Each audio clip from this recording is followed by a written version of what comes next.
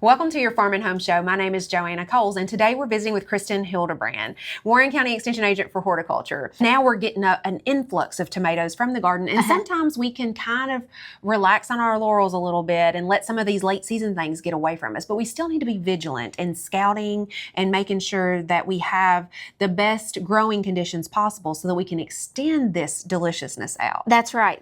So I wanted to talk about specifically, like you mentioned, there are some late season pests that kind of come through after planting. And so our office has seen kind of a, more volume in that area. So we thought this might be a good thing to kind of, like you said, scout for and watch for. So two of the pests that we typically see on the insect side, especially with homegrown tomatoes, are the caterpillars, and then also we see stink bugs. So let's talk about the caterpillars first, Joanna. So typically for us, what happens is that they can feed on the fruit. They can also feed, because it's a caterpillar, they're eventually going to get to a moth stage. So they're going to be consuming a lot of leaf material, but they can also be affecting the fruit. And so a lot of times when people go out to their tomatoes, they see the holes actually in the fruit, and then they start asking, they call us and like, what's the issue?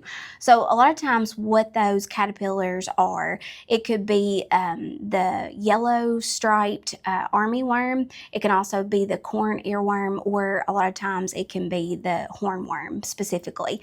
And so it just kind of depends on your location. A lot of times those can kind of be in the area. Sometimes they, just for that time of year. And the thing about it is they kind of blend in with the plant. And so they're not super noticeable at first. I think when you start noticing some leaves disappearing, then you really need to start looking, because they can kind of eat their way through a crop, and then they'll start on the fruit before you know it. Right. It just happens overnight. Generally, they're going to do probably a lot of consumption like over the evening hours, because they're probably, it's evening and they've got a little bit more shelter.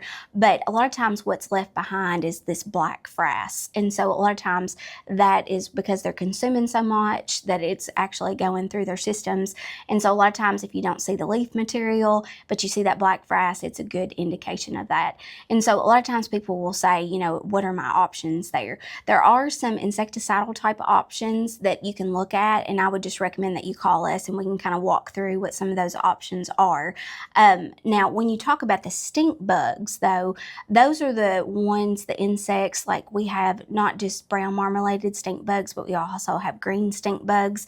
So generally what happens with those type insects is they pierce and suck the juices from the tomato fruit, and a lot of times they'll do that even before they start to ripen, and they'll leave sometimes a cloudy spot. It could be more white or it could be yellow in appearance, but you can kind of see that whenever it does eventually ripen up. So those are the things that you can kind of watch out for.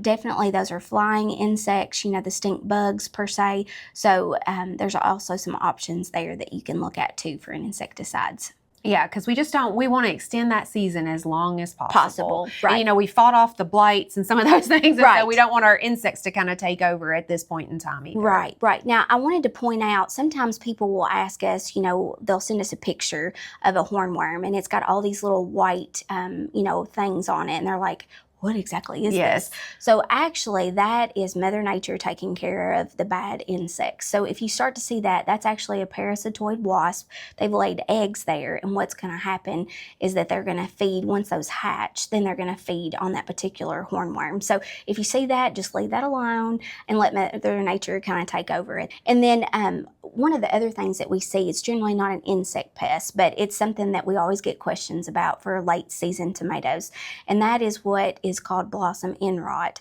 So what happens is that on that fruit, on the blossom inside, we'll start to see kind of a water gray looking soaked area on that fruit, and they'll say, oh, is this a disease?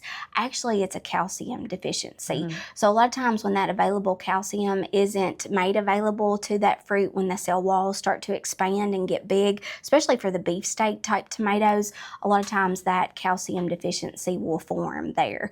So you can just pull those off. If you want to still eat it, that's fine. You can just slice it off.